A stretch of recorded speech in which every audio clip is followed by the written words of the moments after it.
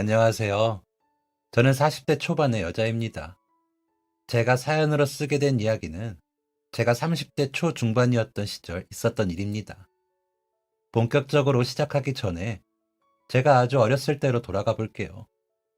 저는 화목한 집안에서 자랐습니다. 여러분, 집안이 화목하기 위해서 꼭 존재해야 하는 게 무엇인지 아시나요? 그건 바로 다정한 남편, 다정한 아버지입니다. 제 기억 속에 아버지는 참 바쁜 분이셨지만 짬날 때마다 최선을 다해 저와 함께 시간을 보내주셨어요. 조금이라도 일찍 퇴근하시는 날이면 어머니와 저에게 줄 꽃다발을 하나씩 사서 들어오셨고, 한가한 주말이면 직접 앞치마를 둘러매고 부엌으로 가서 점심을 만들어 주셨죠. 몇 번을 반복해도 음식 솜씨가 썩 좋아지진 않았지만 어머니와 함께 음식을 맛보며 아버지를 놀렸던 행복한 기억을 생각하면 아버지의 음식은 충분히 훌륭했다고 생각합니다. 저에게 동생은 없었어요. 그래서인지 부모님은 몇 명에게 나눠줘야 했을 사랑을 저에게 온전히 쏟아부으셨습니다. 부모님은 저에게 항상 말씀하셨어요. 너는 그 무엇보다 소중하고 사랑받을 자격이 있는 존재다. 라고요. 제 높은 자존감은 부모님 덕분이 아닌가 라는 생각이 듭니다. 제가 이런 부모님 아래에서 자라면서 한 가지 알게 된 것은 행동이 없는 사랑은 진짜 사랑이 아니라는 것이었어요. 아버지가 몇 번이고 강조해서 알려주신 게 있습니다. 미소야, 말만 뻔지르르 하게 하는 남자는 절대 믿으면 안 돼. 말로만 보고 싶다고 하는 게 아니라 보고 싶다면 보러 오는 남자를 만나야 하는 거야. 네가 뭘 먹고 싶다고 하면 나중에 먹으러 가자는 말만 하는 남자를 만나서는 안 돼. 지금 당장 먹으러 가자고 하는 사람을 만나. 알겠니? 아버지가 이런 분이셨기에 할 수 있는 말이셨죠. 아버지는 어머니가 돼지국밥 먹고 싶다 라고 말하면 동이 트자마자 부산으로 가서 돼지국밥을 사다가 집에 놓고는 출근을 하셨습니다. 날씨가 좋은데 어디 가지? 라고 말하면 곧장 나갈 채비를 해서 저와 엄마를 데리고 나들이를 가셨죠. 똑같은 데를 반복해서 간 적도 없습니다. 늘 새로운 것을 찾고 찾으셨어요. 어머니에게만 이런 것이 아닙니다. 아버지는 중간고사, 기말고사 같은 시험이 끝나면 성적표를 기다리는 게 아니라 저에게 꽃다발과 케이크를 주는 시간을 기다리는 분이셨어요. 우리 딸 고생했어. 아빠, 누가 보면 대학 입시 시험이라도 치른 줄 알겠어. 우리 딸 고생한 건 다 똑같은데 무슨 시험인지가 뭐가 중요해. 아빠의 이런 팔불출 매력은 아주 유명한 것이었습니다. 다정한 남편, 다정한 아빠를 가진 저와 어머니는 모두의 부러움을 샀어요. 저는 아주 어렸을 때부터 결혼은 아빠 같은 사람이랑 해야지 라는 생각을 가지고 살았습니다. 그렇게 청소년기를 무탈히 보내고 성인이 되었습니다. 그리고 대학에 간 지 얼마 안 돼서 어머니가 저와 아버지의 곁을 떠나셨어요. 정말 아무 전조 증상 없이 자다가 세상을 떠나셨습니다. 어떠한 고통도 몸부림 하나 없던 마지막이었죠. 혹시 가지고 있는 지병이 있었나 확인해 보았으나 그런 것도 없었습니다. 의사는 이런 상황이 있다는 이야기만 들었지 실제로 본 적은 처음이다 라고 말하더라고요. 갑작스러운 일에 아버지와 저는 한동안 큰 슬픔에 빠져 지내야 했습니다. 하지만 수많은 사람을 책임지고 있는 회사의 대표인 아버지에게는 그 시간조차 오래 허락되지 않았어요. 아버지는 슬픔을 감춘 채 다시 일을 하기 시작했고, 저는 그런 아버지에게 걱정을 끼치지 않기 위해 다시 일상으로 돌아왔습니다. 열심히 살아보니 또 사라지더라고요. 저와 아버지는 서로가 전부가 되었습니다. 대학을 졸업하고 나서는 아버지의 회사에서 일을 했어요.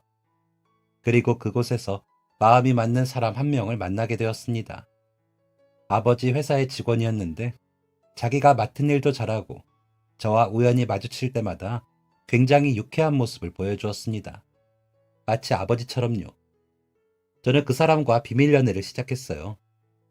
참고로 제가 회사에서 일할 때 회사 사람들은 제가 사장의 딸인지 몰랐습니다. 그 남자도 제가 사장의 딸인 것을 몰랐죠. 저희는 그렇게 사랑을 키워나갔고, 저는 그 남자에게 프로포즈를 받은 뒤 결혼을 결심했습니다.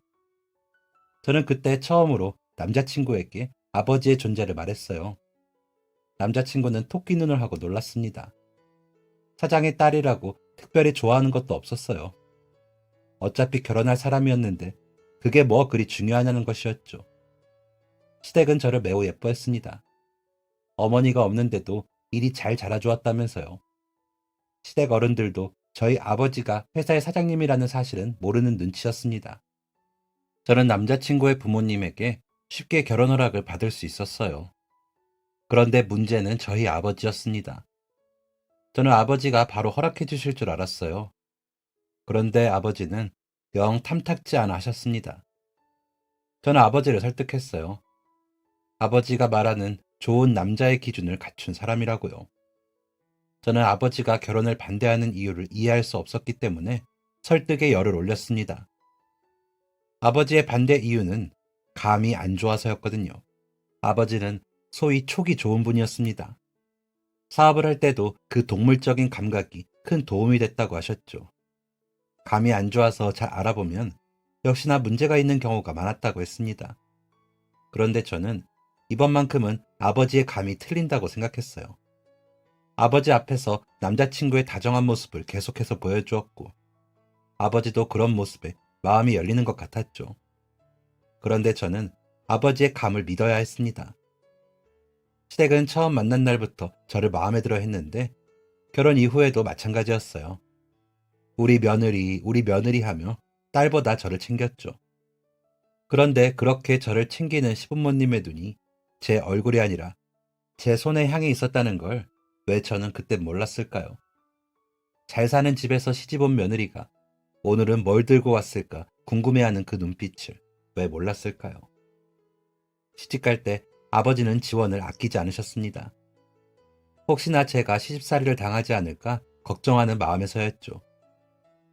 남편과 시아버지 차를 바꿔주고 시어머니에게는 명품 가방에 반지까지 맞춰주었습니다. 이에 그치지 않고 서울에 있는 직장에 들어간 딸의 자취방 비용이 걱정이라는 시부모님의 이야기를 듣고는 시누이의 자취방 전세금까지 도와주셨어요. 물론 그 자취방 전세금은 계약 종료와 동시에 제 통장으로 들어오는 것이었지만 저와 남편은 결혼과 동시에 통장을 공유하기 시작했으니 사실상 온전히 제 돈이라 할 것도 없었습니다. 이뿐만인가요? 명절이나 집안에 대소사가 있으면 하나하나 다 챙겼습니다. 시댁 어른들은 고마워하셨어요. 그런데 시간이 흐르자 고마움은 옅어지고 아버지의 호의를 당연하게 여기기 시작했습니다. 아버지는 비서를 통해서 명절 선물을 준비하게 하고 그걸 보내주곤 하셨는데 비서분이 갑자기 공석이 되면서 명절 선물을 챙기지 못한 적이 있었습니다. 아버지는 무척 미안해하셨어요. 하지만 저는 명절 전후로 회사가 얼마나 바쁜지 알기 때문에 괜찮다고 말했습니다. 무엇보다 선물을 주고받는 건 당연한 게 아니잖아요. 아버지가 이 정도로 미안해하실 일이 전혀 아니라고 생각했습니다. 그리고 저는 시댁에 약간의 불만이 생긴 상태였어요. 아버지의 선물과 지원을 점점 당연하게 생각하는 것 같았거든요. 그래서 내심 아버지가 명절을 챙기지 않기를 바라고 있었습니다. 그렇게 명절 당일이 되었고 저는 남편과 함께 시댁으로 향했습니다. 집에서부터 잡음이 있었어요. 남편이 며칠 전부터 저를 닥달하더라고요. 왜 빈손이야? 뭐가? 장인어른이 뭐 안 보내주셨어? 남편에게 되묻고 싶었습니다. 그러면 네 손은 왜 빈손이냐? 어머님 아버님이 뭐 안 챙겨주셨냐라고요. 그런데 명절을 앞두고 얼굴 붉혀 좋을 게 없기에 꾹 참고 말했습니다. 용돈 챙겼잖아. 남편은 제 마음은 전혀 모르고 꿋꿋하게 묻더라고요. 아니, 용돈 말고 선물. 뭐 준비한 게 있는 거지? 지난 명절에 인삼 비싼 걸로 보내주셨으니까 올해는 더 좋은 거야 할 텐데. 우리 엄마가 눈이 좀 높잖아. 이 말이 점점 거슬리기 시작했습니다. 저는 하고 싶은 말이 900가지가 넘었지만 꾹 참았어요. 그냥 빨리 시댁에 갔다가 아버지를 보러 갈 생각이었습니다. 받은 게 많다 보니 제가 친정으로 가는 거엔 아무 말 못 하셨거든요. 남편과 시댁에 갔습니다. 남편은 그렇게 말해도 시부모님은 별말 안 하실 줄 알았어요. 계속 말하는 거지만 아버지의 명절 선물은 당연한 게 아니니까요. 그런데 시어머니는 어서 오라며 반갑게 인사를 마치기도 전에 제 빈손을 보았고 어리둥절해하며 물었습니다. 선물은 차에 있니? 제가 빈손으로 왔을 거라고는 생각도 안 하시더라고요. 그래서 대답했습니다. 선물은 못 챙겼어요. 시어머니는 제 말이 이해가 안 된다는 듯 되물으셨습니다. 저는 친절하게 답해드렸어요. 아버지 회사가 좀 바빠서요. 이에 대답하는 시어머니의 말투는 굉장히 날카로웠습니다. 아니, 아무리 바쁘셔도 그렇지. 딸내미 시댁에 보내면서 아무것도 안 들려보내는 게 말이나 되니? 저는 지지 않고 말했습니다. 뭘 그리 서운해하세요. 저희 아버지는 남편이 아무것도 안 가져왔다고 혼내지 않으시니까 어머님도 그러실 거라고 생각하신 거예요. 시댁에 머무는 내내 가시방석에 앉아있는 것 같았습니다. 시종일관 구시렁구시렁 거리시더라고요. 저는 이후엔 일부러 아무것도 챙기지 않았습니다. 아버지가 주시는 것도 다시 돌려보냈어요. 이 사실을 모르는 남편은 속 좋은 소리를 하더라고요. 이번에 우리 엄마 집 냉장고 바꾼다던데 우리가 좀 보태드릴까? 보태드릴 수 있죠. 하지만 확인할 게 하나 있었습니다. 아가씨는 얼마 보탠데? 남편은 아무것도 모른다는 표정으로 말했어요. 걔가 왜 보태? 아가씨도 사회생활 하잖아. 부모님 집 가전 바꾸는 거에 보탤 만한 사정은 되지 않아? 남편은 해맑게 웃었어요. 걔는 아직 애잖아. 남편과 고작 3살 차이 나는 시누이가 애라니. 남편은 제 침묵을 거절로 받아들였던 것 같습니다. 그렇게 제 눈치를 살피다가 한 말은 고작 이것이었어요. 우리 돈으로 하는 게 좀 그러면 장인어른한테 말씀드릴까? 저는 폭발하고 말았습니다. 우리 아빠 돈은 돈도 아니야? 뭐가 문제냐는 표정으로 장인어른 돈 많으시잖아 라고 말하는 남편을 보니 속이 뒤집히더라고요. 돈 많으면 아무렇게나 써도 된다는 거야? 우리 아빠가 쉽게 돈 버는 것도 아니고 열심히 노력해서 버는 거야. 남편도 짜증이 난 것 같았어요.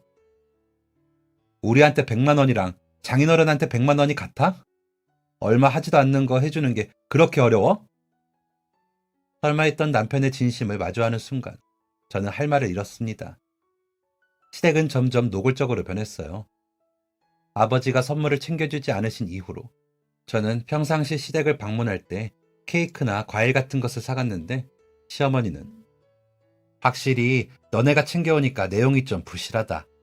사돈은 요즘 사정이 좀 어려우시니? 요즘 따라 딸한테 쏟는 정성이 덜하시네. 라며 툴툴거리곤 하셨죠. 저에게 쏟는 정성이 덜하다는 말은 일종의 협박이었습니다. 너네 아빠가 나한테 이러면 나는 너에게 시집살이를 시킬 수밖에 없다. 라는 말이었죠. 상황이 이렇게 흘러가다 보니 남편과 제 사이는 점점 틀어져 갔습니다. 시부모님도 그걸 눈치챘는지 저를 건들지 않으시더라고요. 눈치챈 건 시부모님뿐만이 아니었습니다. 시부모님은 자신들 때문에 아들의 결혼 생활이 삐끗했다는 것에 책임감을 느끼는 건지 이전의 태도를 지웠습니다. 결혼 초처럼 저를 매우 사랑받는 며느리로 대해주었죠.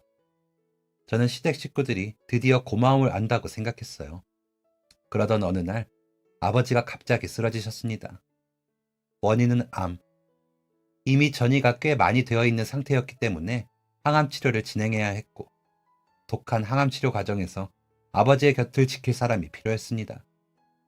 저는 당연히 아버지 간호를 도맡으려고 했어요. 저는 남편과 시부모님에게 이야기했습니다. 일은 당분간 쉬고 아버지의 간호에 전념하겠다고요. 제가 일을 쉬면 남편 혼자 일을 해야 하고 집안일도 남편에게 치우칠 것이었기 때문에 저는 생활비도 다달이 내고 집안일을 도와줄 사람을 쓰겠다고까지 말했습니다. 솔직히 이렇게 말하면 별 문제가 없을 거라고 생각했어요. 그런데 남편과 시부모님, 시누이는 정말 상상도 못했던 반응을 보였습니다. 너 미쳤니? 당연히 제가 잘못 들은 줄 알았습니다. 네? 너 미쳤냐고. 지금 우리 아들한테 장인 똥이나 받으라 이거야? 여러분은 이 말이 이해가 되시나요? 간호는 내가 하는데 왜 남편이 장인 똥을 받게 되는 건지. 무엇보다 어떻게 며느리의 아버지이자 남편의 장인 어른을 두고 저런 말을 하는지 제 상식으로는 도무지 이해가 되지 않았습니다. 제가 아무 말 하지 않자 시어머니는 더 크게 화를 내셨어요. 시아버지와 시누이의 말도 가관이었습니다. 언니, 아버지가 병간호하래요? 딸한테 아버지 병간호를 시킨 거면 언니 아버지도 좀 이상하시다. 그치 아빠? 그러게나 말이다. 아가, 나도 딸 가진 아빠지만 난 내가 아무리 아파도 우리 딸 고생시키는 일은 안 할 거야. 내 생각엔 사돈어른이 몸이 안 좋아서 판단력이 흐려진 게 아닌가 싶구나. 그동안 참고 참아왔던 화가 폭발하고 말았습니다. 지금 우리 아버지 두고 무슨 말 하시는 거예요? 지금까지 받아먹은 게 있다면 이러면 안 되죠. 처음으로 보는 제 모습에 모두가 당황한 것처럼 보였습니다. 그런데 그것도 잠시 큰 소리가 오고 가며 싸우는 소리가 집안을 가득 채웠어요. 이게 어디서 어른한테 큰 소리야? 얌전한 애들이 더 한다고 뒤에서 호박씨나 까고 있었어? 우리한테 뭐 하나 줄 때마다 이거나 받고 떨어져라. 뭐 이런 생각한 거냐? 우리 아버지가 땅 파서 돈 버는 줄 아세요? 우리 딸 잘 부탁한다고 매번 신경 써서 빌려보내는 선물을 당연한 것처럼 생각하고 뭐 필요하면 우리 아버지한테 쪼르르 가서 부탁해놓고 아버지 병간호한다니까 뭐요? 장인 똥을 받아? 시누이도 야 너 하면서 소리 지르더군요. 아주 콩가루 집안이 따로 없는 모습이었죠. 야, 너 우리 엄마한테 무슨 말버릇이야? 우리 엄마가 틀린 말 했어? 암 걸렸다며? 제대로 걷지도 못할 노인네 수발들라는 거잖아. 우리 오빠한테. 남편한테 떠넘길 생각 추워도 없었고 한다고 해도 못하게 했을 거예요. 남편도 마찬가지였습니다. 저에게 어딜 감히 어른한테 대드냐고 호통을 치더라고요. 그날 바로 이혼 얘기가 나왔습니다. 가정을 지키는데 최선을 다하고자 꾹 참고 있었던 것들이 이제야 터져버린 것이죠. 아버지에 관해서 저런 식으로 말하는 사람들과 가족의 연을 이어갈 이유를 못 느꼈습니다. 그런데 저를 더욱 화나게 하는 것은 이혼 얘기가 나옴과 동시에 재산 분할 이야기까지 나왔다는 것이었습니다. 재산 분할은 재산을 모으는데 얼마나 기여했느냐에 따라 받지 못할 수도 있는 것인데 결혼 생활을 했다는 이유만으로 제 재산을 탐내다니 어이가 없었죠. 변호사를 선임하면 쉽게 끝날 문제였지만 아버지도 편찮으신데 금수 같은 인간들과 감정 싸우는 것을 지쳐 이혼 이야기는 잠시 뒤로 미뤄두었습니다. 아버지의 상태가 매일이 다르게 안 좋아지고 있었거든요. 어느 순간부터 시댁 사람들이 조용해진 게 조금 이상하긴 했지만 저는 아버지의 치료와 간병에 몰두하느라 정신이 없었습니다. 처음 아버지의 치료가 시작되었을 때는 기대감이 있었어요. 많이 전이가 되기는 했어도 희망을 잃지 않았죠. 하지만 그것은 제 바람이었을 뿐 아버지의 치료는 진정한 해결책이 되어주지 못했습니다. 머리카락이 다 빠지고 몸이 삐쩍 마른 아버지를 보며 눈물을 삼키던 어느 날 아버지가 힘겹게 저를 부르셨어요. 저는 아무렇지 않은 표정을 하고 아버지에게 다가갔습니다. 아버지는 회사로 가서 사장실 책상 왼쪽 서랍 맨 아래를 열어보라고 하셨어요. 그곳에 주소와 사진 하나가 있을 텐데 그곳으로 찾아가라고요. 그곳으로 가면 저를 도와줄 사람이 있을 거라면서 말이죠. 아버지에게 이 이야기를 듣는데 머리카락이 삐쭉 섰습니다. 아버지가 마지막을 준비하고 계시다는 게 온몸으로 느껴졌거든요. 제가 느낀 감각은 틀리지 않았습니다. 아버지는 얼마 지나지 않아 돌아가셨어요. 아버지의 부고를 듣자마자 한동안 잠잠했던 시댁 인간들이 득달같이 달려들었습니다. 아버지가 돌아가시면 저에게 유산이 상속될 것이고 그러면 제 재산이 늘어날 테니 재산 분할할 돈도 많아지는 게 아니냐는 것이 그들의 생각이었죠. 정말이지 끔찍하고 인간 같지도 않은 생각입니다. 그 사람들은 아버지가 돌아가시는 순간을 기다리느라 조용한 것이었어요. 저는 아버지의 장례를 시작함과 동시에 아버지의 변호사에게 이혼 소송을 진행하게 했습니다. 그리고 제가 한 것은 아버지가 알려준 주소로 찾아가는 것이었어요. 제가 찾아간 곳은 한 가정집이었습니다. 저는 별것 없어 보이는 그곳에서 제 인생을 송두리째 바꿀 일이 벌어질 것이라고는 상상조차 하지 못했어요. 그 집 앞에 가서 벨을 누르니 아빠뻘도 아니고 그렇다고 나이 차이가 많이 나는 것도 아닌 삼촌이라 하는 게 어울릴 것 같은 나이에 한 남자가 나왔습니다. 저는 그 사람을 보자마자 묘한 기시감을 느꼈어요. 어딘가 저와 닮은 것 같더라고요. 저는 그 사람에게 아무 말 없이 사진을 내밀었습니다. 사진에는 한 여자의 사진이 담겨 있었는데 남자는 그 사진을 보더니 군말 없이 저를 집으로 들였습니다. 그 사진 속 여자가 누구인지, 이 남자가 누구인지 아는 것이 전혀 없었지만 왜인지 신뢰가 되었죠. 아버지에 대한 신뢰이기도 했을 것입니다. 겉으로 볼 때는 그리 훌륭한 외관은 아니었는데 남자의 집은 넓고 깔끔하게 인테리어되어 있었습니다. 남자는 저를 응접실로 안내한 뒤에 차를 한 잔 내오고는 이것저것 물어보기 시작했어요. 이 사진은 누가 주셨습니까?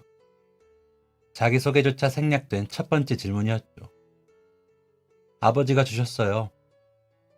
아버지는 지금 어디에 계십니까? 얼마 전에 돌아가셨어요. 남자는 잠시 침묵을 지켰습니다. 상심이 크셨겠네요. 위로가 되는 말이었죠. 위로 감사합니다.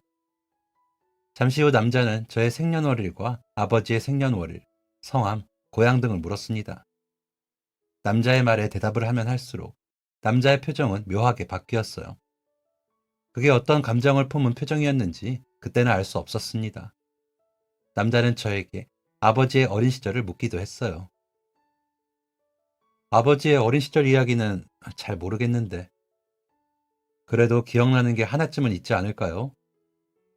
저는 곰곰이 생각하다가 아버지가 술을 드시면 항상 하시던 말씀을 생각해냈습니다. 아, 고향 친구 이야기를 자주 하셨어요. 남자는 이 이야기를 자세히 듣길 원했습니다. 저는 아버지와 아버지의 친구가 고구마와 감자를 훔쳐먹다가 걸려서 동네 어른들에게 쫓겼다는 이야기를 들려주었습니다. 시골에서 자라셨다는 건 알고 있는데 고구마랑 감자 설이라니. 농담하지 말라고 아빠한테 장난도 치고 그랬어요. 이게 다가 아니었습니다. 아버지와 친구는 얼마나 악동이었는지 온 동네 빨랫줄을 다 끊어먹고 다녀서 마을 아주머니들의 눈총을 샀다는 이야기도 했죠. 남자는 무언가를 생각하는 표정으로 제 이야기를 듣고 있었습니다. 저는 이런저런 이야기를 하다가 이윽고 제가 가장 좋아했던 이야기를 기억해냈습니다. 아, 아버지는 친구의 연애 스토리에 관심이 많으셨어요. 아마 어릴 때의 일이라 설레었던 감정이 더 생생하게 남아있는 것 같네요. 남자가 이 이야기에 관심을 갖는 것이 눈에 보였습니다. 친구의 연애요? 네, 친구분이 한 여자를 좋아하게 되었는데 그 여자가 동네에서 가장 못 사는 집 딸이었다고 하더라고요.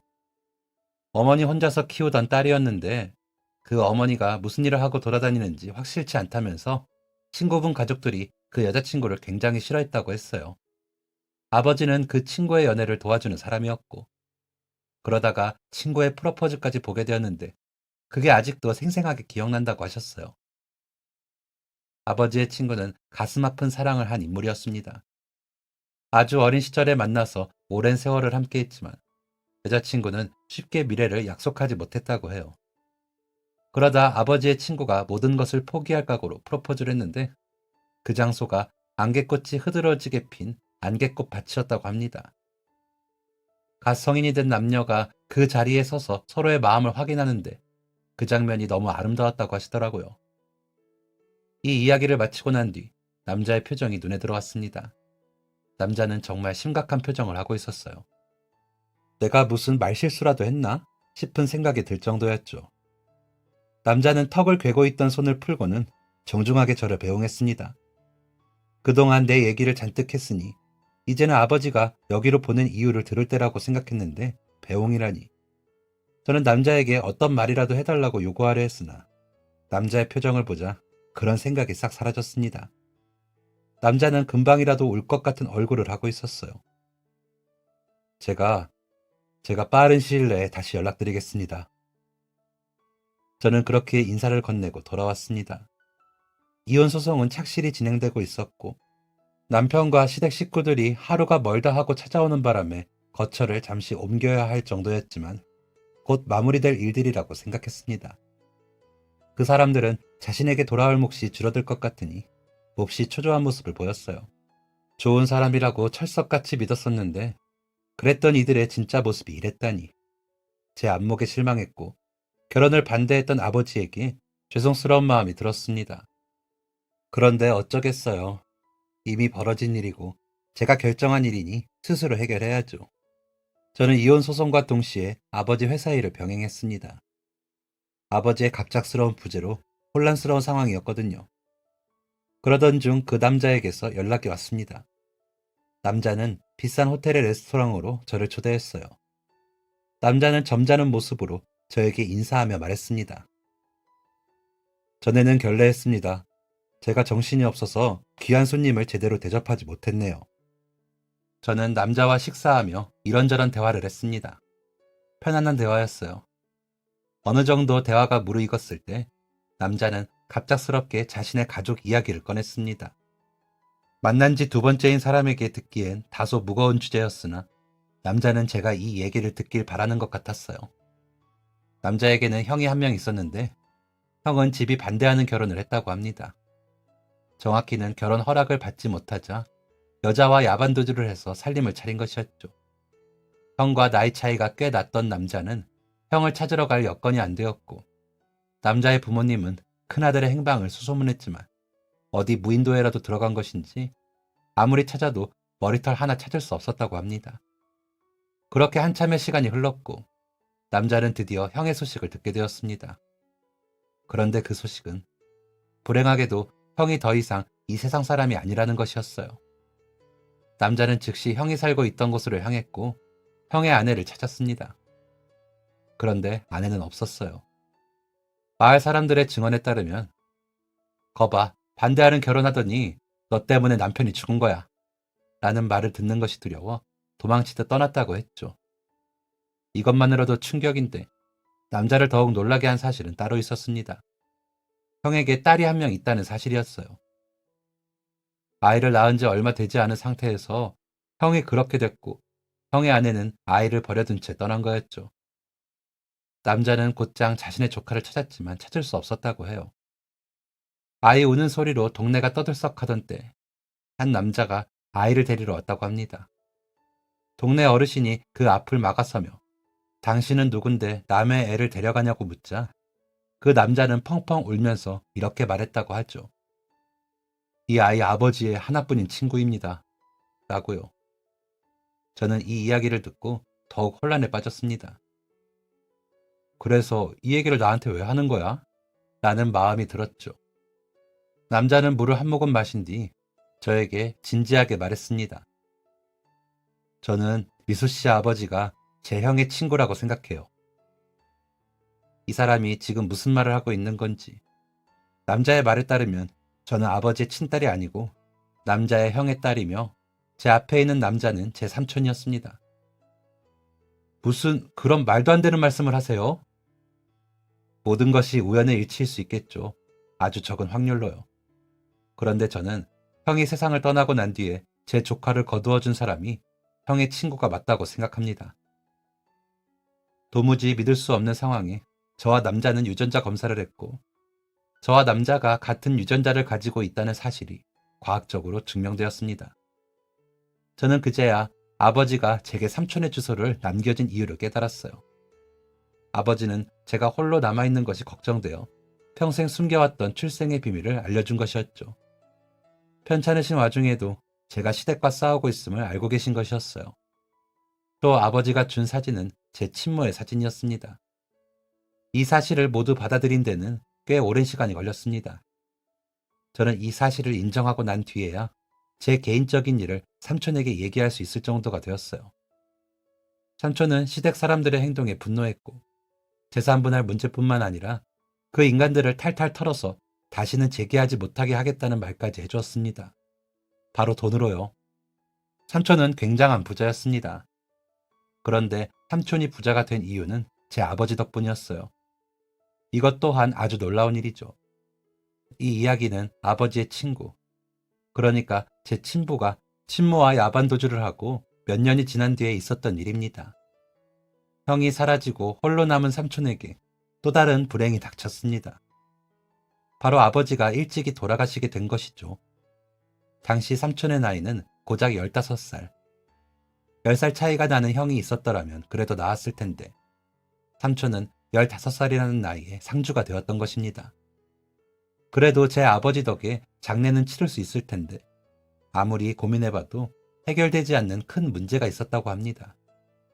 바로 아버지를 모실 장지가 없었던 거예요. 너무 갑작스럽게 돌아가신 탓에 아무것도 준비되어 있지 않았고 시름을 앓던 삼촌에게 손을 내민 사람이 바로 제 아버지였습니다. 그리 좋은 땅은 아니지만 돌아가신 할아버지에게 물려받은 시골 땅이 있다면서 땅을 내어준 것이죠. 그런데 그 땅 문서를 받자마자 돌아가신 아버지의 유서를 발견했다고 합니다. 그곳에는 자신이 눈을 감으면 유골을 아내가 있는 곳에 뿌려달라는 바람이 적혀 있었고 제 아버지가 건넨 땅은 필요가 없어졌습니다. 삼촌은 곧장 아버지를 찾아갔지만 아버지의 행방을 알 수 없었다고 해요. 찾고 찾아 연락이 닿았는데 아버지는 반가운 기색도 없이 팔아버리든 뭘 하든 네가 알아서 해라 라는 말만 하고 전화를 뚝 끊어버렸다고 합니다. 솔직히 상처를 받았다고 해요. 형도 사라진 상황에서 친형만큼 의지했던 제 아버지에게도 냉대를 받은 것이었으니까요. 삼촌은 그때부터 이 세상에 나를 지킬 사람은 나뿐이다 라는 생각으로 평생을 살아왔다고 합니다. 조실부모하여 차별도 받고 불공평한 상황도 많이 겪었지만 앞만 보고 달려오니 지금의 모습이 되었다고 했죠. 삼촌은 투자를 아주 큰 규모로 하는 사람이었는데 그 기반을 만들어준 게 바로 아버지가 건네준 땅이었다고 합니다. 아버지가 준 땅을 방치한 상태로 살고 있는데 갑자기 그 땅을 높은 값을 주고 산다는 사람이 나타났다고 해요. 아무것도 몰랐던 삼촌은 그냥 그 땅을 팔아버리려고 했지만 계약을 하려던 그 순간 왜 이 땅의 가격이 이렇게 높아졌을까? 라는 의문이 들었죠. 그래서 계약을 미루고 알아보니 근방에 재개발 호재가 있다는 것을 알게 되었습니다. 아무것도 몰랐기에 무모할 수 있었다고 표현한 삼촌은 그 당시 무리해서 주변의 땅을 샀어요. 그 동네 주민들이 전부 시골 노인들이라 웃돈을 조금 얹어주면 살 수 있었다고 하더라고요. 그렇게 땅을 사고 몇 년 뒤 본격적인 개발이 시작되었고 그 땅을 처분하면서 삼촌은 아주 큰 부자가 되었습니다. 삼촌은 이렇게 말했어요. 그 땅이 없었더라면 지금처럼 살 수 없었을 거야. 다 적지는 못했지만 삼촌은 정말 고생을 많이 했습니다. 손을 보니 지문도 다 닳아서 없어졌더라고요. 땅을 사기 위해 잠도 못 자고 돈을 벌어야 했고 땅값이 오를 때까지 대출 이자를 내기 위해 몇 년 동안을 고생했죠. 단순히 땅이 있었기 때문에 운이 좋아서 돈을 번 게 아니었습니다. 저는 이 결과가 땅을 준 아버지의 덕분만은 아니라고 생각했어요. 계기는 아버지가 준 땅이었을지라도 그것으로 돈을 번 건 삼촌의 역할이었으니까요. 저는 험난하게 살던 시간에 아버지를 원망하진 않았는지 삼촌에게 물었습니다. 그러자 삼촌은 상처받았었지. 그런데 살다 보니 마음 가는 대로 행동하지 못하는 경우가 생기더구나. 형님도 그랬을 거라고 생각해. 나를 만나고 싶었지만 차마 그렇게 하지 못했을 거다.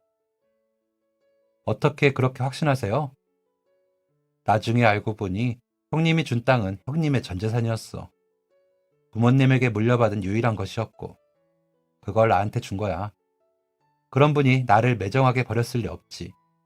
정말 매정한 사람이었다면 그 땅을 돌려내라고 했을 거야. 그제야 아버지와 삼촌이 얼마나 끈끈한 관계였는지가 실감되더라고요. 저는 한 가지 의문을 갖게 되었습니다. 그럼 왜 만나러 오지 못했다고 생각하세요? 그냥 안 올 수도 있었던 거잖아요. 이 질문을 들은 삼촌은 저를 바라보면서 이렇게 말했습니다. 그 당시에 나는 어렸고 누군가를 돌볼 여력이 안 됐어. 그래서요? 만약 그때 내가 네 존재를 알았더라면 삼촌은 고개를 푹 숙였습니다. 그리고 작은 목소리로 신음하듯 말했죠. 아마 너와 내가 다시는 이렇게 만날 일이 없었을 거다. 삼촌이 조카의 존재를 알고 저를 거두었다면 얼마 지나지 않아 저를 어딘가로 보냈을 거라는 가정이었습니다. 그리고 형님이 너를 데리고 있다는 걸 알았다면 부담감과 미안함을 짊어지고 살았겠지. 형님은 너를 지키기 위해서, 나를 지키기 위해서 여태껏 나를 보러 오지 못하셨던 거야. 내가 어디에서 뭘 하면서 살고 있는지 항상 지켜보고 있었으면서. 과거로부터 얽혀있던 실타래 같은 일들을 다 풀어내고 나니 이제야 마음의 여유가 생겼습니다. 제 인생에서 욕심 많은 시댁을 영원히 끊어버릴 순간이 온 것이죠. 저는 제가 조용히 마무리하려고 했는데 삼촌은 그러지 못했습니다. 마지막으로 얼굴 보고 정리하자는 남편을 만나러 가는 길에 삼촌과 동행했어요. 때깔 좋은 삼촌의 모습을 본 남편은 멈칫하더니 대뜸 삿대질을 하며 소리를 고래고래 지르더라고요. 이것 봐, 이것 봐. 너도 바람난 거지? 삼촌이 있다는 걸 몰랐으니 오해할 수 있다고 생각했지만 너도 라는 말이 제 귀에 꽂혔습니다. 남편은 아차 싶었는지 말을 돌렸어요. 삼촌에게 고함을 쳤죠. 야, 너 뭔데 남의 마누라 옆에 있어? 우리가 이혼한다고는 했지만 아직은 아니거든. 삼촌은 어디서 개가 짖나 하는 표정으로 명함 한 장과 함께 인사를 건넸습니다. 미소 삼촌일세. 삼촌의 명함을 받아든 남편은 사색이 되었어요. 이상함을 감지한 시댁 사람들이 명함을 가져갔는데 그 사람들은 명함을 보고서도 그게 뭔지 모르더라고요. 삼촌은 남편에게 말했습니다. 미소네 아버지 회사, 내가 재투자하기로 했는데 알고 있나? 영문 모를 말이었습니다. 그런데 남편은 뭔가 알고 있는 것 같았어요. 죄송합니다. 저도 시댁 사람들도 남편과 삼촌을 앞에 두고 상황 파악을 하는데 바빴습니다. 남편은 삼촌이 반응을 안 하자 바닥에 무릎을 꿇기까지 했고 두 손을 비비며 죄송하다는 말만 반복했어요. 그 모습을 본 시어머니가 가만히 있을 리 없죠. 시어머니는 남편을 일으켜 세우며 찢어지는 목소리로 화를 냈습니다. 너 뭐야? 깡패야? 우리 아들 약점이라도 잡았어? 삼촌은 차가운 목소리로 대답했습니다. 귀한 집 딸을 며느리로 얻었으면 감사한 줄 알아야지. 감히 장인의 회사 돈을 횡령한 것도 모자라서 바람을 피워? 저는 깜짝 놀랐습니다. 삼촌, 그게 무슨 말이에요? 삼촌은 준비했다는 듯이 알고 있는 모든 것을 쏟아냈어요. 남편은 조금씩 회사 돈을 횡령했다고 합니다. 처음에는 차량을 몰래 쓰는 정도였지만 사장의 사위라는 이유로 사람들이 눈을 감아주자 그 정도가 심해졌다고 했죠. 도를 넘었다고 생각할 즈음에 회사가 휘청하는 것이 남편의 눈에 보였고 남편은 그때부터 위기감을 느꼈습니다. 장인의 회사에 대한 책임감? 그런 게 아니었어요. 장인의 회사에 문제가 생기면 더 이상 해먹을 게 없다고 생각했기 때문에 위기의식을 느낀 거겠지. 기가 찼습니다. 그런데 더 황당한 것은 따로 있었어요. 남편은 아버지가 쓰러지시자 회사가 망할 것이라고 생각했고 뭔가가 잘못됐다는 걸 느끼자마자 저와의 이혼을 생각했다고 했습니다. 저는 남편에게 크게 화를 내며 말했어요. 이 금수 같은 인간이 애초에 돈 때문에 결혼한 게 맞았구나. 돈 나올 구석이 없으니까 바로 이혼 얘기 꺼낸 거고 나랑 이혼하면 그땐 뭘로 먹고 살려고 했는데? 남편은 우물쭈물하며 대답했습니다. 위자료가 있으니까. 남편은 삼촌의 눈치를 보고 있었죠. 그런데 시어머니는 아니었어요. 시어머니는 남편의 등짝을 세게 치면서 너가 왜 기가 죽어? 뭐가 못났다고? 라고 말한 뒤 저를 쏘아 붙였어요. 너 따위 없어도 우리 아들 잘 먹고 잘 살아. 별다른 능력도 없는 사람이요. 그리고 저 사람 저랑 결혼한 뒤에 어머님 아버님 전부 일 그만두지 않으셨어요? 제가 주는 용돈 없으면 어떻게 먹고 살려고 하세요? 시어머니는 코웃음을 치며 말했어요. 너만 돈 많은지 알아? 우리 새아가도 돈 많아. 역시 남편은 바람을 피우는 게 맞았어요. 그리고 시어머니는 이미 돈 많은 다른 여자를 며느리로 대하고 계셨던 것이었고요. 시댁 사람들은 아버지가 돌아가시면서 회사가 위기 상황에 처했다고 알고 있었기 때문에 저를 이런 식으로 대한 것이죠. 딱 하나, 새로 투자를 받으면 회사가 이전보다 훨씬 커질 거라는 걸 아는 남편을 제외하고요. 더 이상 들어볼 것도 없었습니다. 저는 몸을 돌려 그 자리를 빠져나오면서 남편에게 말했어요. 당신은 상황이 어떻게 돌아가는지 아는 것 같네. 변호사랑 대화하고 최대한 얼굴 보지 말자. 저는 일상으로 복귀했습니다. 경영자의 갑작스러운 부재로 회사가 흔들렸던 것은 사실이나 아버지와 평생 함께 일해온 실장님 덕분에 큰 줄기는 상하지 않고 회사가 운영되고 있었어요. 손볼 게 여러 군데 있었지만 실장님과 삼촌의 도움을 받아 회사를 운영하는 방법을 배웠습니다. 귀찮게만 생각했던 아버지의 비즈니스 수업이 이렇게 빛을 보나 싶더라고요. 그런데 얼마 뒤 회사에 사표를 냈던 남편이 저를 찾아왔습니다. 남편을 아는 사람들이 회사에 많았기 때문에 보는 눈을 생각해서 안으로 들여보냈어요. 그런데 남편만이 아니었습니다. 온 집안 사람들이 모두 나타났죠. 무슨 일이냐고 물을 새도 없이 그 사람들은 제 앞에 무릎을 꿇고 엎드렸습니다. 아가, 내가 잘못했다. 여보, 내가 미안해. 내가 잘못했어. 내가 진짜 나쁜 놈이고 쓰레기야. 저를 그토록 무시했던 사람들이 와서 무릎을 꿇다니 시댁 사람들은 제게 용서를 구하고 저와 다시 결합하는 것을 원했습니다. 제가 미치지 않고서야 그런 일은 없겠지만 갑작스러운 심경 변화의 이유가 궁금해서 물었습니다. 그러자 남편이 눈물을 흘리면서 애원했어요. 자세히 보니 그 사이에 많이 수척해졌더라고요. 그 여자 사기꾼이었어. 시어머니도 거들었습니다. 그래, 우리는 정말 몰랐다. 사기꾼인 줄 알았으면 너한테 안 그랬을 거야. 돈 때문에 며느리를 버렸다는 걸 당당하게도 떠들더군요. 그 사기꾼 여자는 일부러 접근한 것이었어요. 제가 돈이 있다는 것을 알고 남편을 이용해서 제 돈을 뜯어낼 작정이었던 것이죠. 그런데 그 사기꾼의 계획과 달리 아버지가 갑자기 쓰러지시고 남편이 저와 이혼을 할 거라는 걸 알게 되면서 노선을 바꿨다고 합니다. 저한테 뜯어낼 수 없으니 남편에게 뜯어낼 수 있을 만큼 뜯어내자는 거였죠. 여자는 아주 좋은 것들로 선물 공세를 했습니다. 들어보니 저희 아버지가 해주는 정도의 선물을 해줬더라고요. 게다가 시누이까지 착실히 챙겼습니다. 저는 시누이에게 비싼 가방까지는 들려주지 않았어요. 안 그래도 허영심이 있는 사람인데 여기에 돈까지 쥐어주면 어떻게 행동할지 뻔했으니까요. 그런데 그 사기꾼은 달랐습니다. 이 정도는 해야 여자 기가 산다면서 고가의 물건들을 퍼다 날랐죠. 그 사기꾼에게 홀린 것도 이해가 되는 부분이었습니다. 돈을 좋아하는 인간들이니 돈을 뿌리는 사람에게 혹할 수밖에요. 그런데 어느 순간부터 사기꾼이 돈을 요구하기 시작했습니다. 이유는 다양했어요. 그 여자가 갑자기 돈이 필요하다는 거야. 당신 같은 사람이 왜 돈이 필요하냐고 물어보니까 지금 투자금이 묶인 게 있는데 얼마가 있어야 그게 융통이 된대.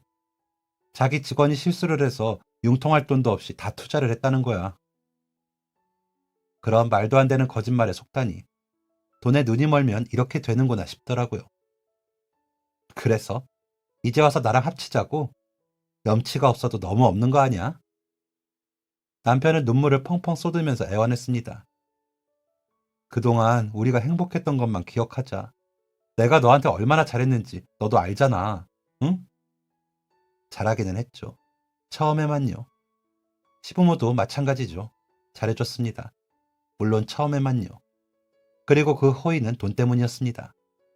이 사람들이 뭐 때문에 이렇게까지 철판을 깔고 애원하나 궁금했는데 상황을 들어보니 이미 그 사기꾼에게 이미 집 보증금까지 뺏어줬더라고요. 지금 당장 집에서 쫓겨나게 생겼어. 이번 주 안에 해결 못하면 우리 바닥에 나앉아야 돼. 저는 무미건조한 목소리로 말했습니다. 그럼 대출이라도 받아. 이젠 시아버지가 나서서 말하더라고요.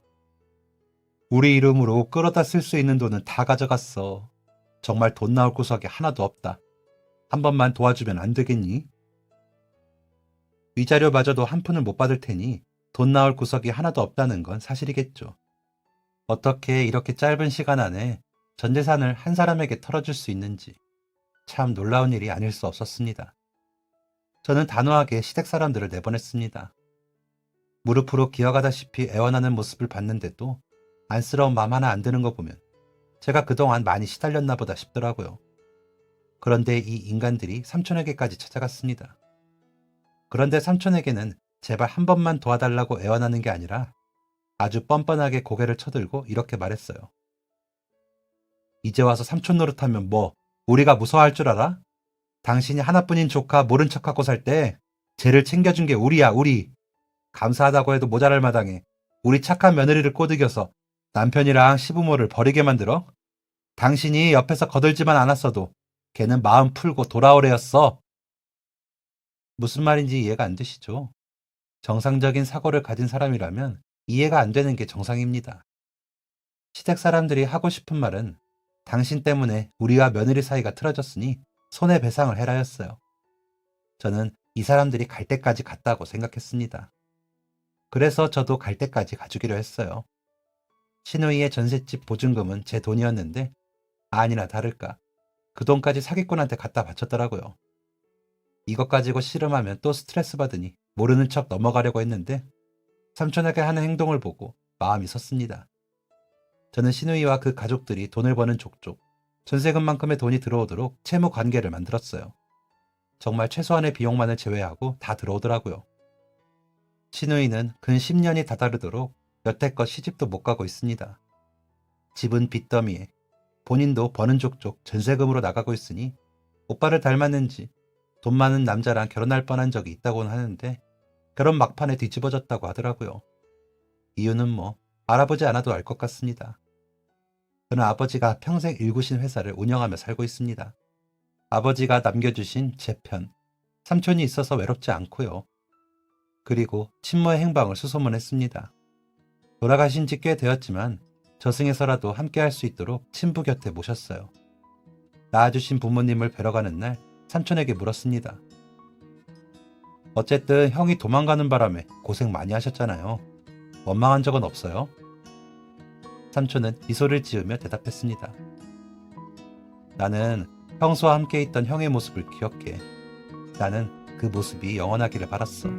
아마 형이 형수와 함께 도망가서 가정을 꾸리길 내심 바랬을지도 모르겠다. 제 이야기는 여기까지입니다. 들어주신 모든 분들께 감사합니다. 안녕히 계세요. 지금까지 사연 들어주셔서 감사합니다. 사연이 재밌으셨다면 구독과 좋아요를 눌러주세요. 감사합니다. 안녕히 계세요.